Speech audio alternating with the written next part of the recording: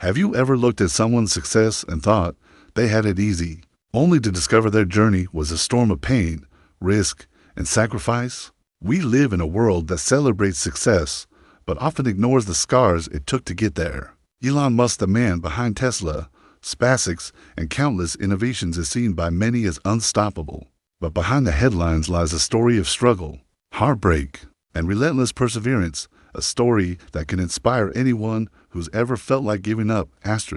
In the small towns of South Africa, a young boy named Elon Musk faced constant bullying at school. His classmates saw him as different, too quiet, too curious, too lost in his own world of books and dreams. Home wasn't much easier. His parents' divorce left an emotional void, and he often felt alone. At 17, with nothing but a backpack and an unshakable belief in his future, Elon left for North America. No wealthy inheritance, no safety net, just courage and a few $100s. In Canada, he worked odd jobs, from cleaning boilers to shoveling grain, all while studying and chasing his passion for technology. By his late 20s, after selling his first company, Zip2, he was a millionaire, but instead of enjoying comfort, he bet everything on new ventures. PayPal nearly went bankrupt. Tesla faced multiple collapses. SpaceX failed 3 rocket launches in a row. Each failure drained his finances, tested his health, and pushed him to the edge. But every time the world said, "It's over," Elon refused to listen. In 2008, the year most thought he was finished, Tesla delivered its first roadster, and SpaceX successfully launched into orbit. Those moments didn't just save his companies. They cemented his legacy as someone who dared to keep going when every reason told him to stop. His story reminds us, success is never about luck. It's about fighting for your dream long after others have given up. The afternoon sun in Pretoria hung heavy in the sky, a molten gold that spilled over rooftops and turned the cracked pavement into rivers of light. The Musk family home sat quietly on a corner street, its brick walls faded from years of relentless sun. The small front yard lined with stubborn weeds. But inside, in a modest upstairs bedroom, a boy sat cross-legged on the cool tile floor, lost in a world far from here. 9-year-old Elon Musk had a book spread open in his lap, The Hitchhiker's Guide to the Galaxy. Its once crisp pages were now softened and creased, the corners bent from countless readings. He turned each page slowly, as if the words were not just sentences, but coordinates, guiding him deeper into places no one else could see. From the crack beneath his bedroom door, faint voices leaked in his parents' downstairs, speaking in short, clipped bursts. It was the same conversation they'd had in different forms for years, the kind that never truly ended, only paused. Elon had long ago learned to treat their arguments like background noise, a kind of static he could tune out if he focused hard enough on the right idea. And ideas were all he had, while other boys in the neighborhood spent the afternoon chasing a soccer ball through dust until their legs ached. Elon filled notebooks with sketches of machines and strange concepts, energy harvested from the sun, cities on Mars, ships that could cross the stars. The pencil marks were dark and precise, as if each line brought him closer to something real. But at school, his brilliance didn't protect him. In fact, it isolated him.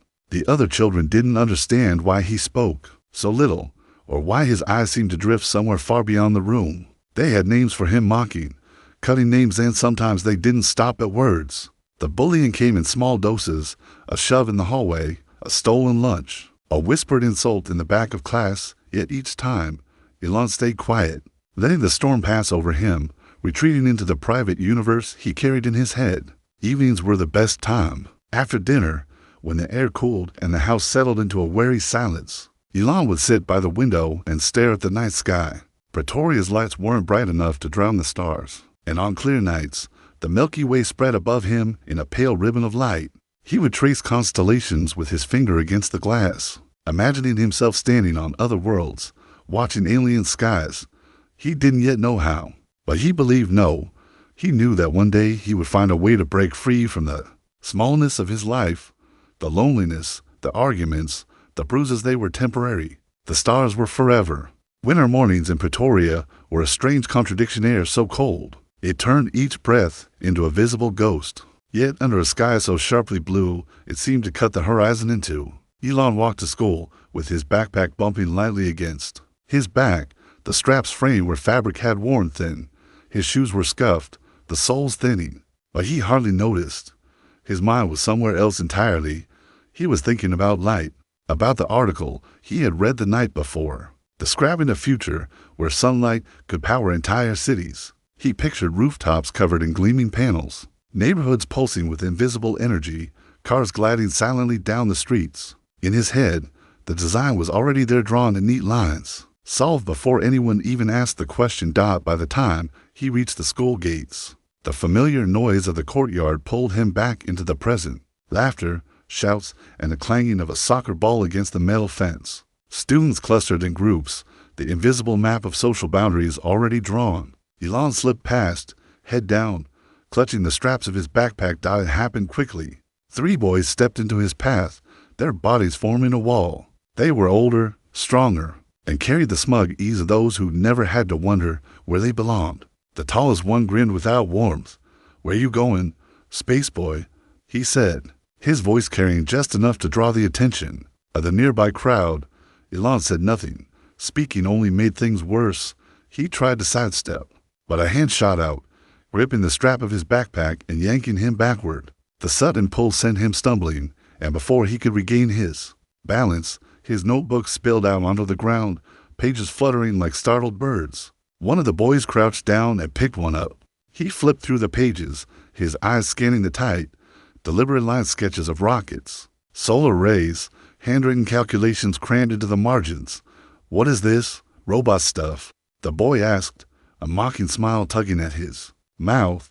Without waiting for an answer, he tore a page free and crumpled it in his fist. The paper made a sharp, ugly sound in the cold air. Elon crouched quickly, gathering his scattered work. He ignored the jeers, ignored the paper ball that bounced off his shoulder. The laughter faded as the boys drifted away, already bored. That night, back in his room, he laid the torn page flat on his desk and smoothed it with the palm of his hand. The creases wouldn't disappear, but the diagrams were still there. Carefully, he redrew them onto a clean sheet, his pencil moving steadily, almost defiantly. They could rip the paper, but they couldn't touch the idea.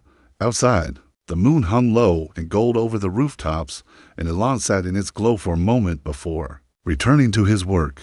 The house was quiet now, the kind of quiet that felt like it had been negotiated after a long day of unspoken tensions. Downstairs, the last traces of dinner still lingered in the air, faint onion, the echo of clinking plates, while upstairs, Elon sat at his desk, hunched over another sketch. The lines on the paper weren't just mechanical. They were alive in his mind. He could almost hear the hum of the engines, see the glow of the control panels, feel the weightlessness of orbit. But tonight, his thoughts were restless. Tugged by something beyond the page, he glanced toward the small window beside his bed. The sky was unusually clear, so clear it almost seemed like the stars had moved closer. Without hesitating, he pushed his chair back, slipped into a sweater, and eased his bedroom door shut without a sound. The roof wasn't easy to reach. He had to step onto the narrow ledge outside his window, grip the gutter with cold fingers, and pull himself up carefully, mindful of the creak of the tiles under his weight. He had learned where to place his hands and feet over dozens of secret climbs, each one a small escape from the gravity of his daily life. When he finally emerged onto the peak of the roof, the city stretched out in all directions, dark houses, dotted with the warm glow of windows, street lamps buzzing faintly in the distance. But above it all was the sky, vast and alive, a tapestry of light and shadow. Elon lay back, the rough tiles pressing into his shoulders, and let his eyes roam. The constellations came to him easily now. Orion's belt, Cassiopeia, the Southern Cross. His gaze lingered on Mars, a faint red pinprick in the dark, and he wondered, believed that he would one day stand there, looking back at Earth. Here, there were no bullies, no mocking voices, no arguments drifting through the air like unwelcome smoke. The stars didn't care if he was quiet or strange. They simply existed, constant and unjudging. He stayed there until the cold seeped through his sweater, until the ache in his neck told him it was time to go. As he climbed back through his window, he carried that stillness with him like a secret-filled dot, and in the deep, unbroken hours of the night, when the rest of the world slept, Elon Musk dreamed not of escaping Earth, but of taking the best parts of its potential and carrying them into the stars.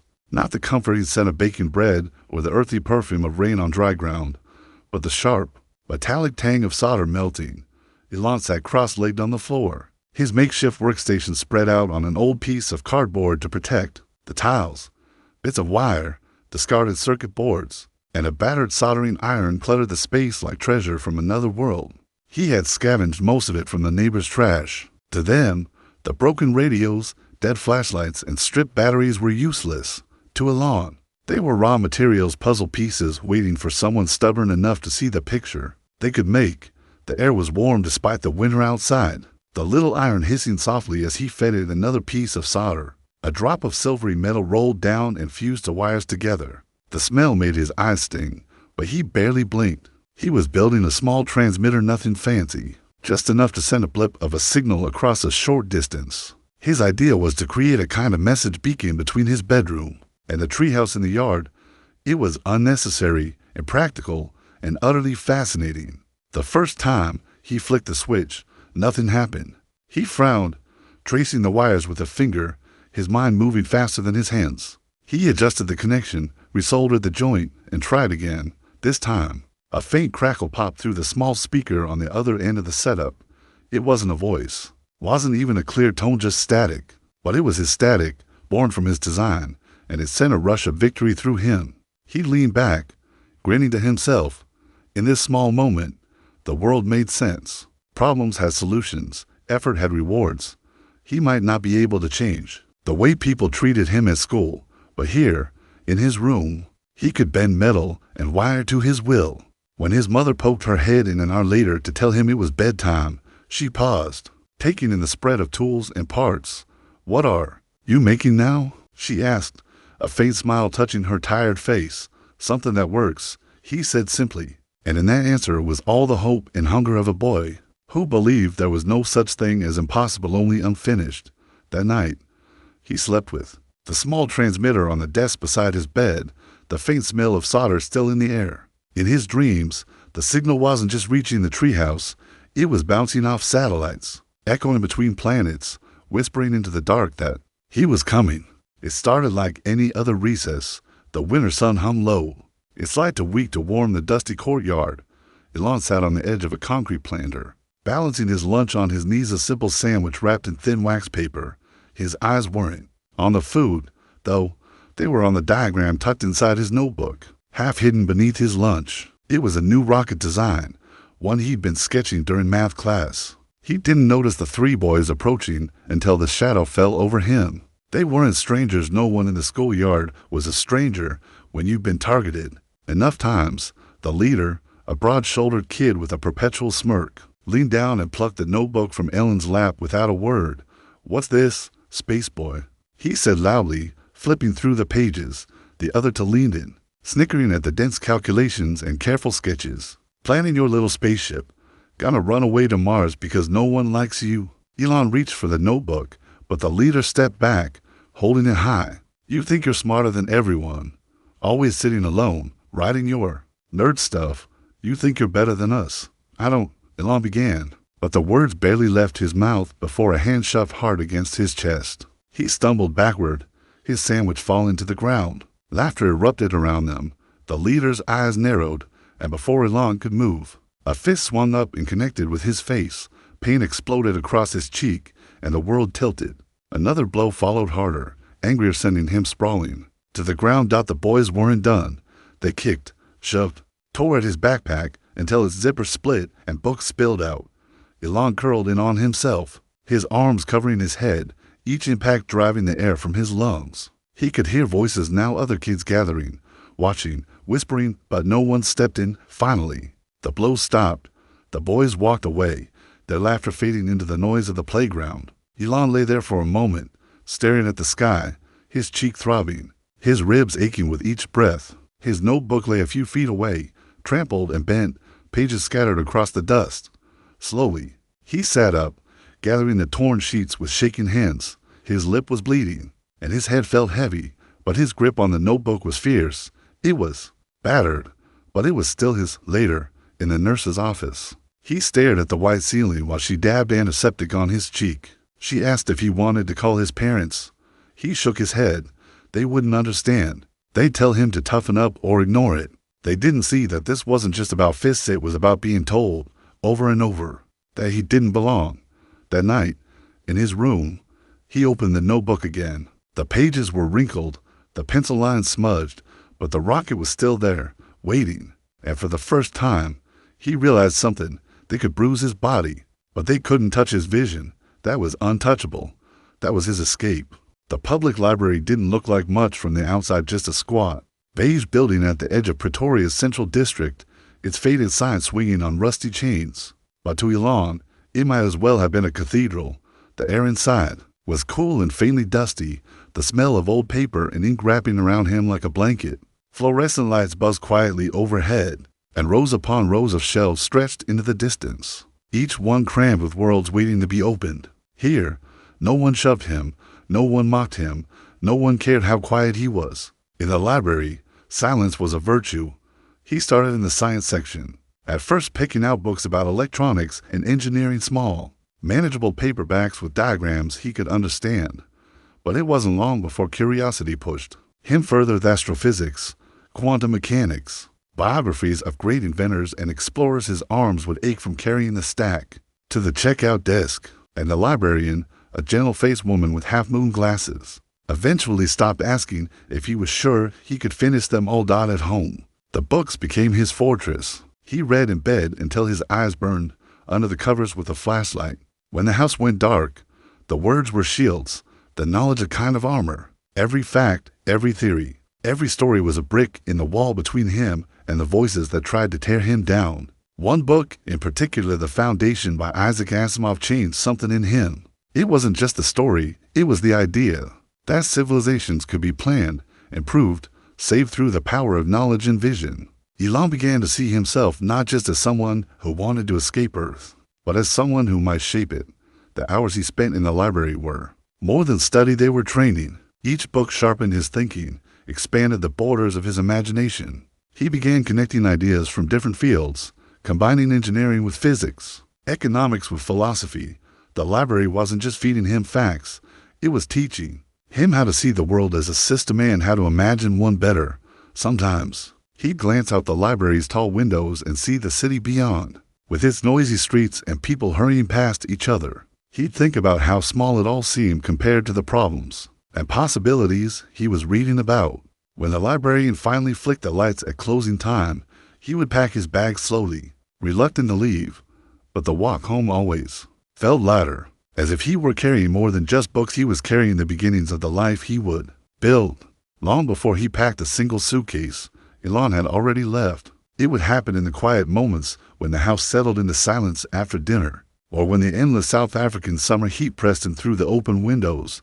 He'd lie on his bed, staring at the ceiling, and let his mind drift far beyond the walls around him. In his imagination, the streets outside weren't filled with cracked pavement and familiar faces. They became the wide avenues of New York, crowded with yellow taxis and the distant hum of ambition.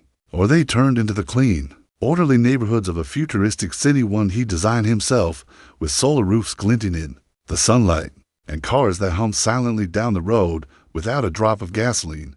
The more he read, the further he traveled.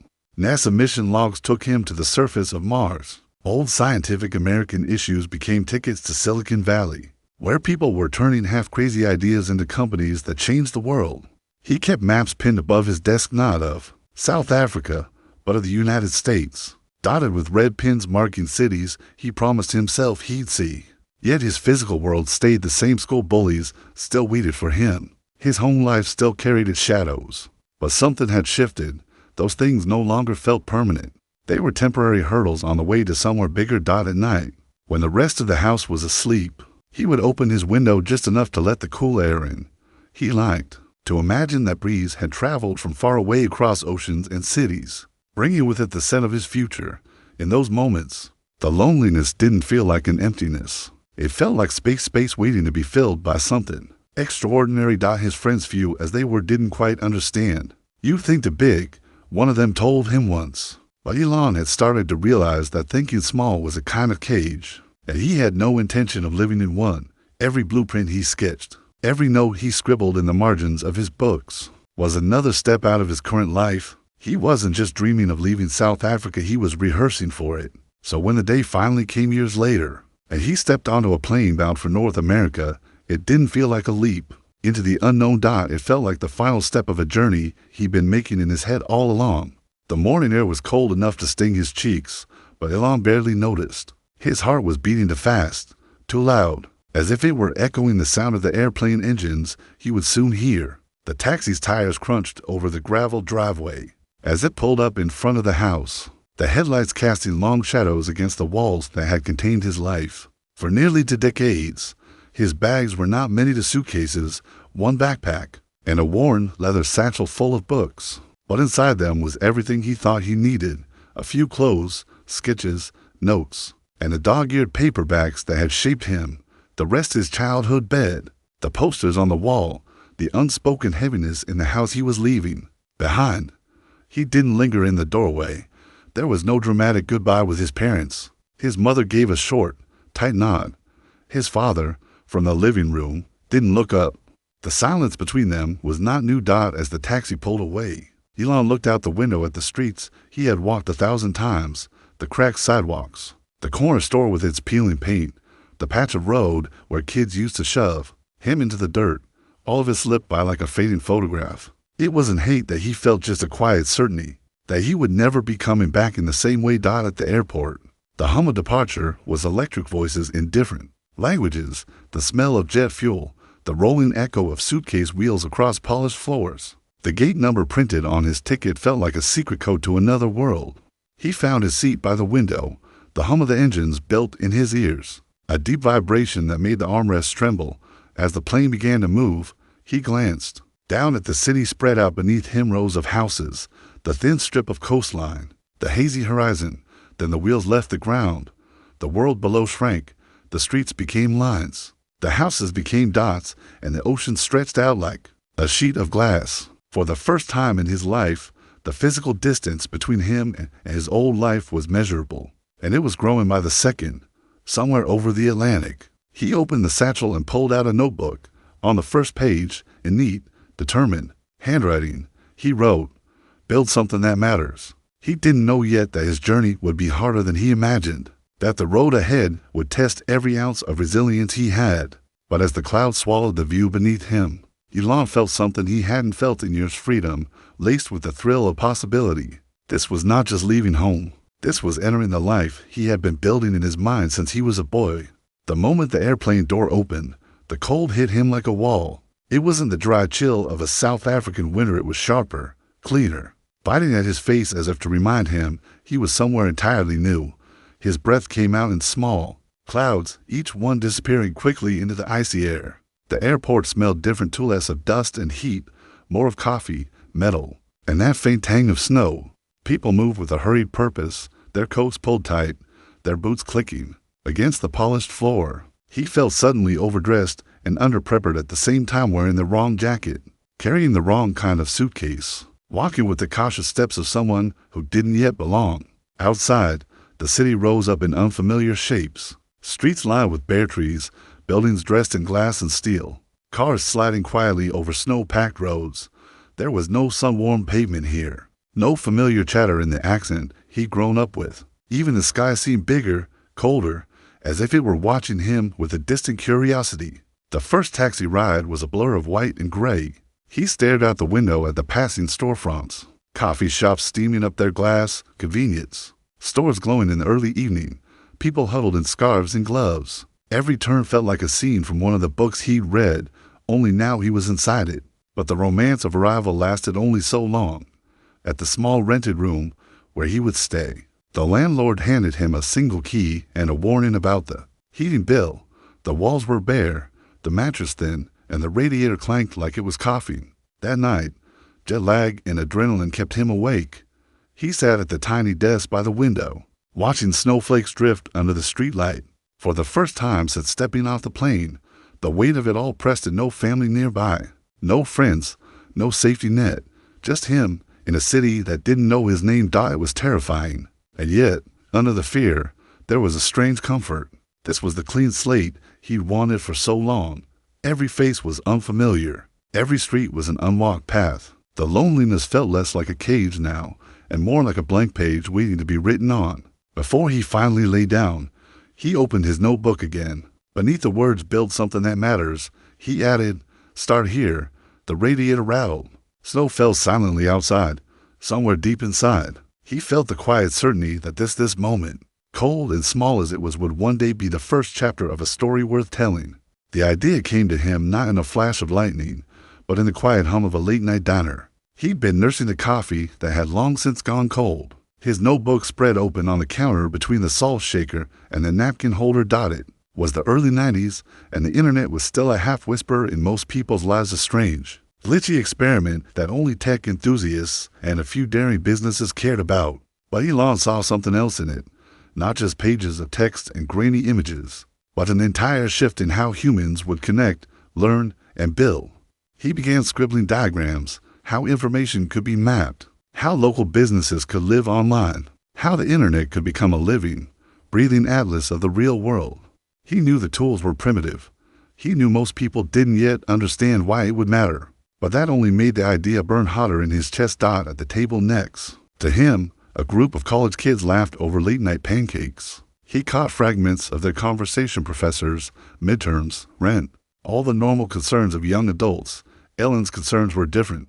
Rent was a problem, yes, but so was figuring out how to convince investors that the future they couldn't see yet was worth betting on. By the time the diner closed, his notebook pages were full. Names, sketches, potential revenue models, somewhere between exhaustion and caffeine buzz. He felt the first real spark of destiny. This was it. This was how he began building the life he'd always imagined. What he didn't yet know was how brutally reality would test him before letting him keep it. The phone was heavier than it looked, not physically, just in the way it seemed to resist him every time he reached for it. It was an old beige office phone, the kind with a coiled cord that twisted itself into knots, sitting on a desk he'd bought secondhand for $20. The desk wobbled when he leaned on it. The chair was missing one wheel. The room had a single flickering fluorescent light that made everything look a little sickly. This was his office, a cramped, one-room rental above a convenience store that smelled faintly of stale cigarettes and fried food. The rent was cheap. The ambition was not. His goal was simple: call every potential investor, business owner, and venture capitalist who might possibly believe in what he was building. The reality, a brutal, soul-grinding cycle of dialing, waiting, pitching, and hearing the same polite, crushing variations of no, thank you. Some days he made 50 calls, others closer to 80. He learned to time his calls so that receptionists would be at lunch. Sometimes he could leave a message directly on an executive's voicemail. He tried scripts, then abandoned scripts, tried being overly professional, then switched to casual. Nothing seemed to stick. The rejections were rarely direct insults. They were worse than that: indifference, the kind of tone that said, "I don't see it, kid," without ever saying the words. Sometimes they didn't even bother to call back. One afternoon, after his 20th straight rejection, he put the phone down and just stared at it. He could feel the sweat sticking his shirt to his back. Outside the small window, the city moved. All without him, people rushing to lunch, buses hissing to a stop, sunlight flashing off windshields. He felt like he was watching life through glass. He thought about quitting more than once. He thought about calling his family and admitting maybe this had been a mistake, but every time, the thought made his stomach twist. He had already crossed the ocean, already left behind everything familiar. Turning back wasn't an option, not without a fight. So he picked the phone back up, dialed the next number on his list, waited. Double quotes, hello. A voice answered. And he launched into the pitch again, his voice steady, his heart still hoping that maybe this time would be different. It happened on a Tuesday. Not a special Tuesday, just the kind where the morning coffee tasted a little burnt, and the city air was heavy with the smell of rain. Elon had already been at his desk for hours, dialing, pitching, collecting rejections, like they were some unwanted stamp collection. By midday, his voice was dry, his throat sore. He had just finished another call where a potential investor had listened politely, then said, "Sounds interesting, but it's not for us." The words had become so familiar that almost sounded scripted. But then he dialed the next number. The man who answered was brisk, almost impatient. Elon barely got through his introduction before the man cut in. "All right, kid, I've got 5 minutes. Convince me." It was like being thrown into the deep end without warning. His pulse spiked. His hands tightened on the phone.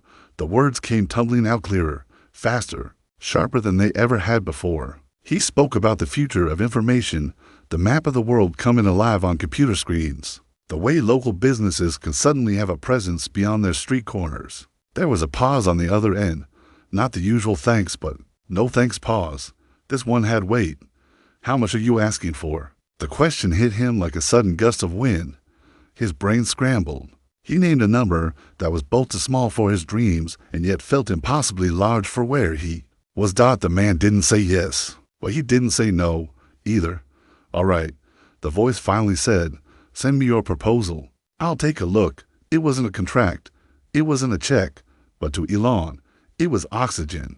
Proof that someone with money, with influence was willing to look twice. When he hung up, he just sat there for a minute, staring at the phone like it had suddenly turned into a doorway. Outside, the rain had started to fall in a fine mist, painting the city in silver. For the first time in months, it felt like maybe, just maybe, the universe wasn't completely against him.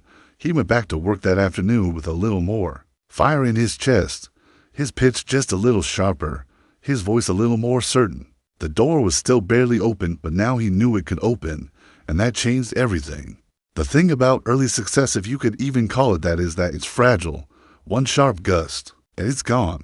2 weeks after that promising phone call, Elon had sent over his proposal. He had rewritten it at least a dozen times, obsessing over every word, every number, every prediction of the future. Sleep had become something that happened in short bursts, usually with papers scattered across his chest and a cold cup of coffee on the desk. When the reply finally came, it wasn't what he expected.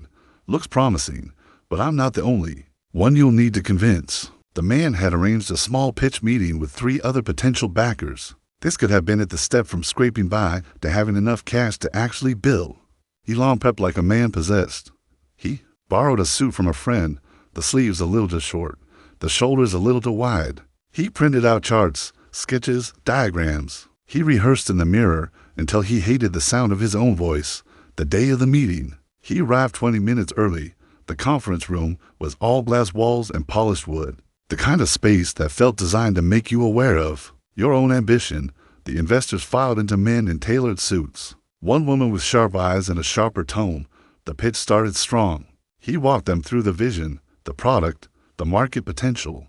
But then came the questions, not just about the idea, about him, about his background, his experience, his lack of a safety net. One asked if he thought this was too big for someone like him. He answered as best he could, but the room's energy shifted. He could feel it slipping, like trying to hold water in cupped hands. When it was over, they thanked him politely, the kind of thank you that was already halfway to goodbye. 2 days later, the official answer came. We've decided to pass. Good luck. The words landed like a punch. He sat in his tiny office for hours afterward, staring at the wall. The rent was due in 2 weeks. The savings were almost gone. He calculated again and again how long he could keep going before the whole thing caved in. That night, lying on the thin mattress in the corner of the office, listening to the hum of traffic outside, he thought about the possibility of failure in a way he never had before. It wasn't an abstract fear anymore, it was breathing down his neck. The tiny break he'd found had vanished, and he was right back at the edge. But he also knew one thing. He'd been here before, and the only way forward was still forward. The clock on the wall ticked past 3:07 a.m., each second like a tiny hammer. In the quiet of the office, Elon sat at his desk, a single desk lamp throwing a pool of yellow light onto a clutter of papers, coffee cups, and a half-eaten sandwich that had gone stale hours ago. His eyes were bloodshot from staring at code and notes for too long, but his mind refused to shut down. He had replayed the failed investor meeting in his head so many times. It had burned itself into his memory, the skeptical eyes, the polite dismissals, the invisible wall he couldn't break through. That rejection had cracked something inside him, but it also left a strange kind of urgency in its place. If no one would give him the resources, then maybe he didn't need them in the way he thought. Maybe the entire approach had to change. He flipped through his notebook, pages full of diagrams and rough sketches. His pen began to move without him, fully realizing it, drawing new connections, new models, stripping away what was unnecessary. His heart started to race. What if the platform didn't try to be everything at once? What if it launched as something small, simple, but addictive enough to prove the bigger vision later? He thought of something he'd once heard. You don't Have to build the whole house today. Just lay the first brick. The first brick. That was it. He could launch a micro version of his idea, something that would take weeks, not months, to build. Something that would actually work on the clunky browsers people had in their homes right now. By 4 a.m., he was pacing the tiny room, energized in a way that felt almost dangerous. Every limitation suddenly became a puzzle to solve. No office, work from the diner again, no advertising budget, find forums, communities, word-of-mouth hacks, no fancy tech stack, coded himself, bare bones. When the sun began to seep through the blinds, he was still at the desk, hammering at the keyboard. His hands ached, his back was stiff, but for the first time in weeks, the fear wasn't louder than the vision. It wasn't the big dream, not yet, but it was a spark, and sparks, if protected, could start fires. The launch wasn't glamorous. There was no stage, no press release, no champagne popping in a glass tower boardroom. It happened in the corner booth of a 24-hour diner, where the smell of burnt bacon lingered in the air and the hum of an old refrigerator filled the silence between keystrokes. Elon sat with his laptop, a cup of coffee that had long gone cold, and a cheap spiral notebook where he was tracking every single click in real time. The launch was basically a post on a couple of obscure online forums, a few emails to friends who might care, and a desperate hope that anyone would use the thing he'd built.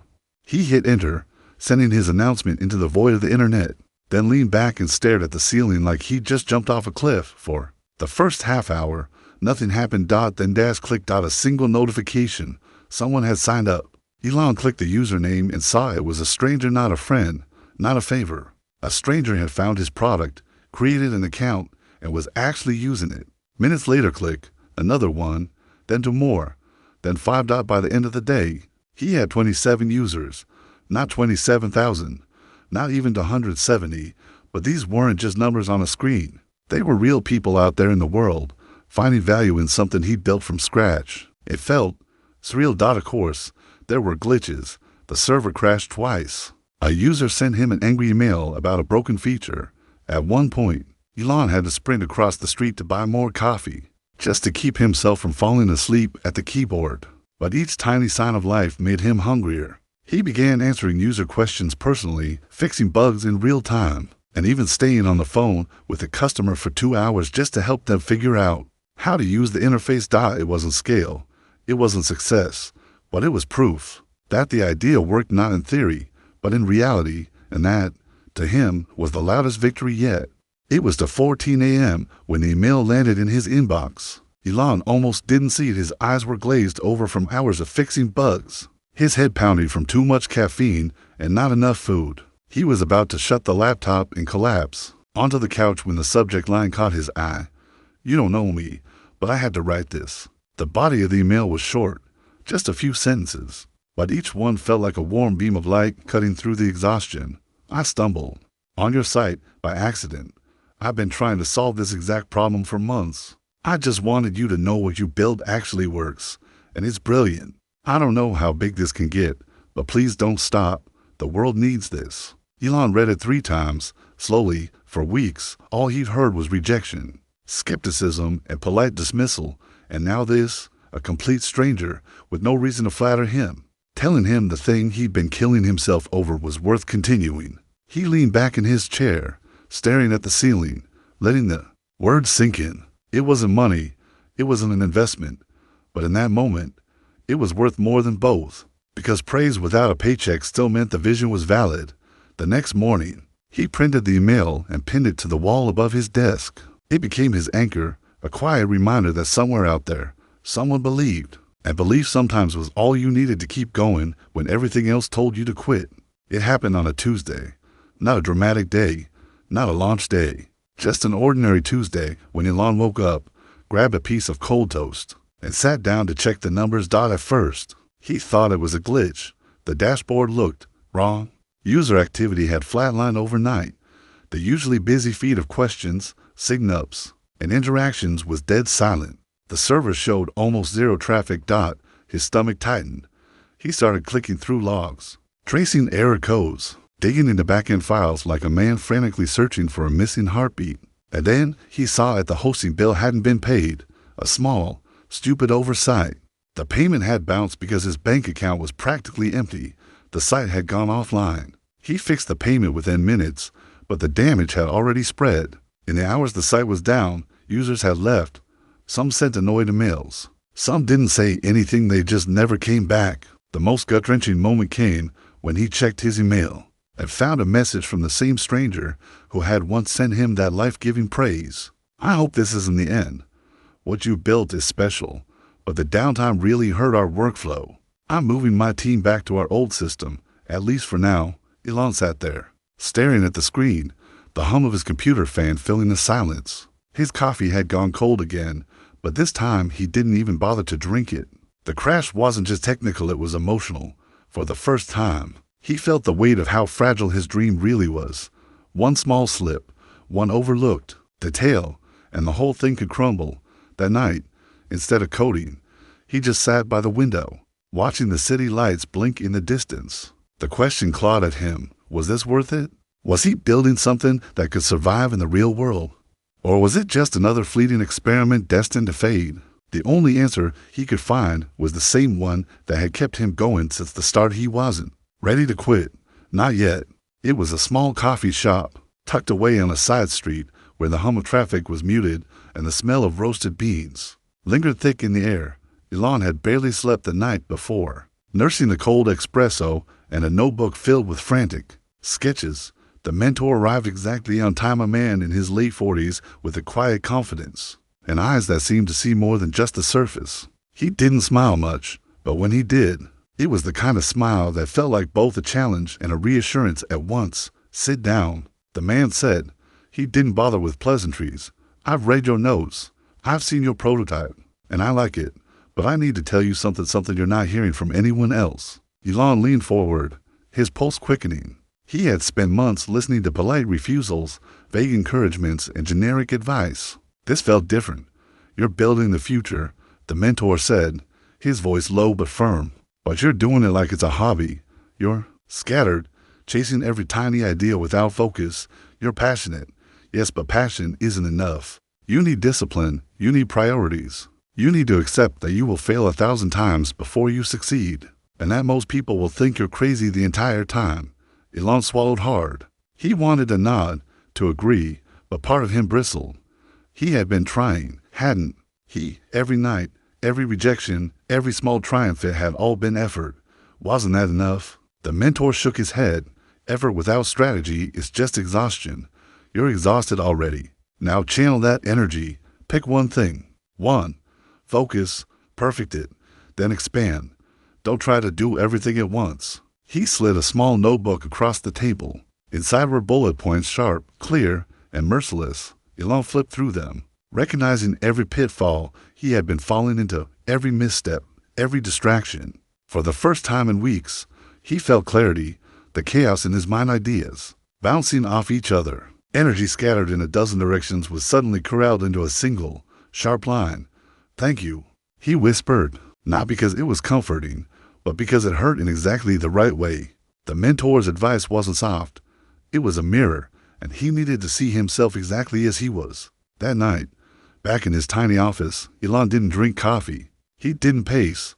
He sat at his desk and wrote, meticulously, a plan.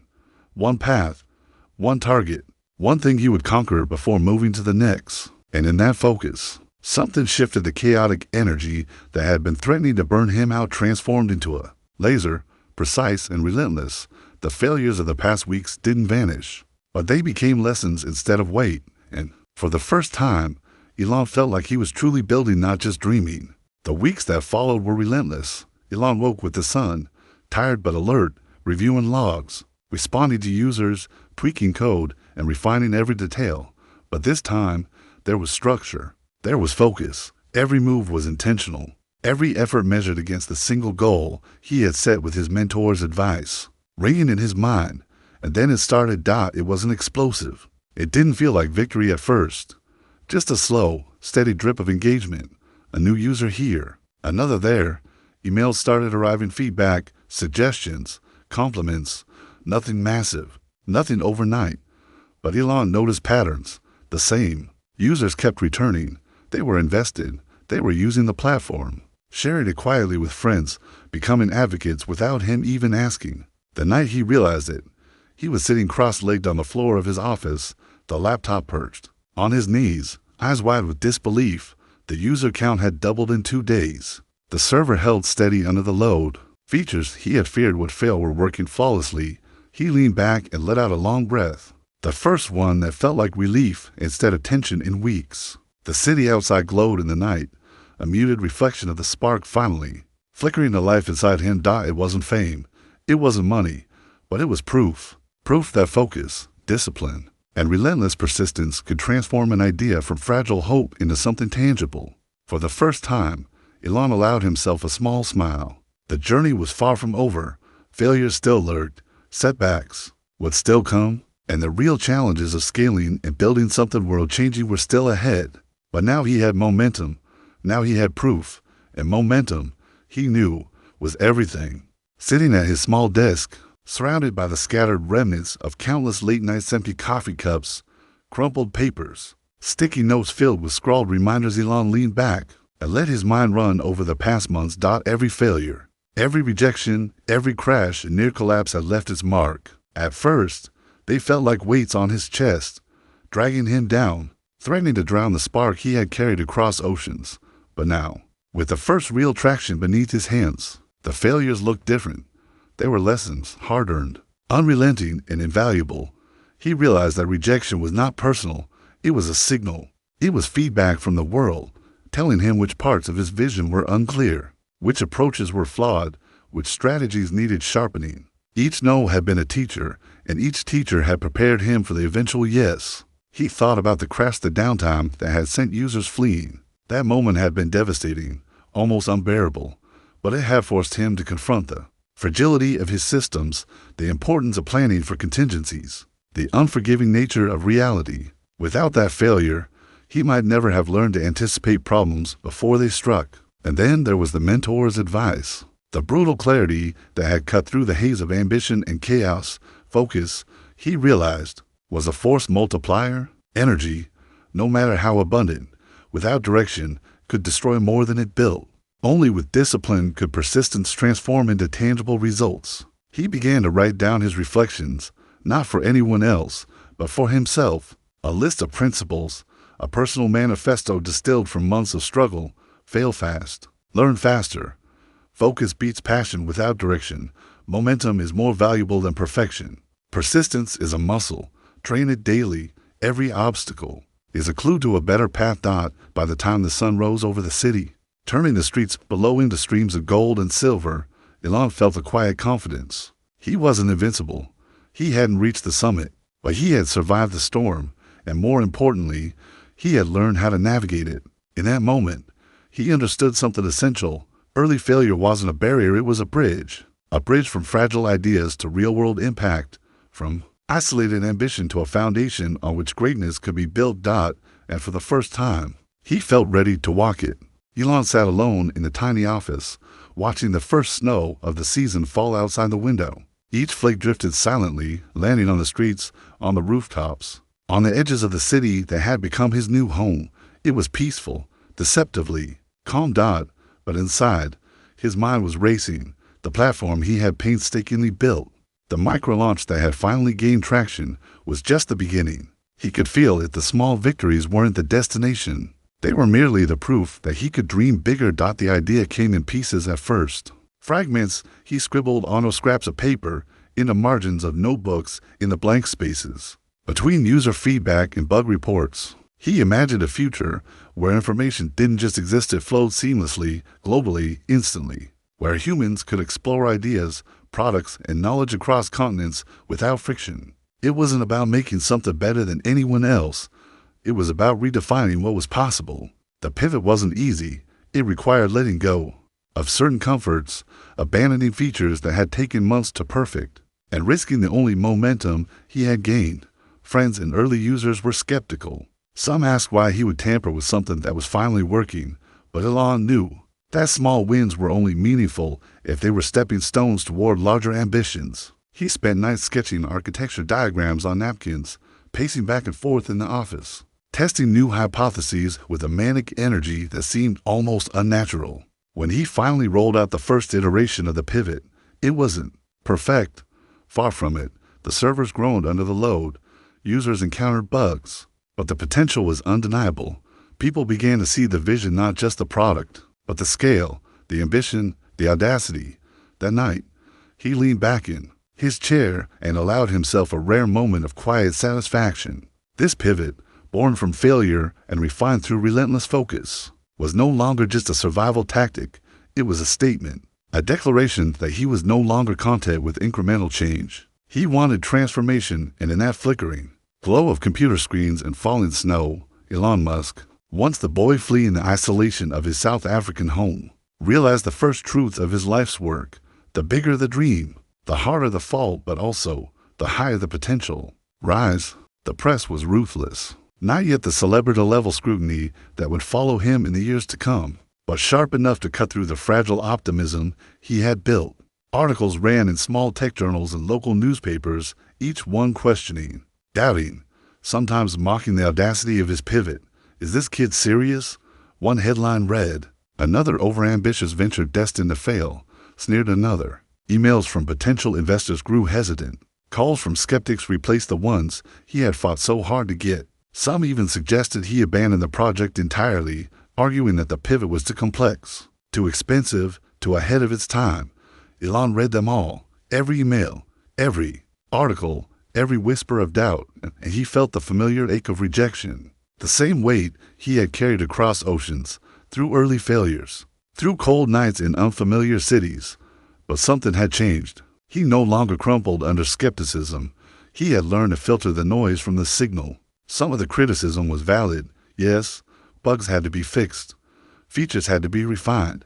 But the doubt of the world, that was not data, it was inertia. One evening, he stood at the window, watching streetlights flicker in the dark. The city pulsed below him, indifferent to his worries. He realized that the voices of doubt would always be louder, that the whispers of belief, success, he understood, wasn't about winning over everyone. It was about moving forward despite them. He returned to his desk and began coding. Bug fixes, optimizations, user interface adjustments. Each line of code, each small improvement, was a defiance of quiet but unwavering statement.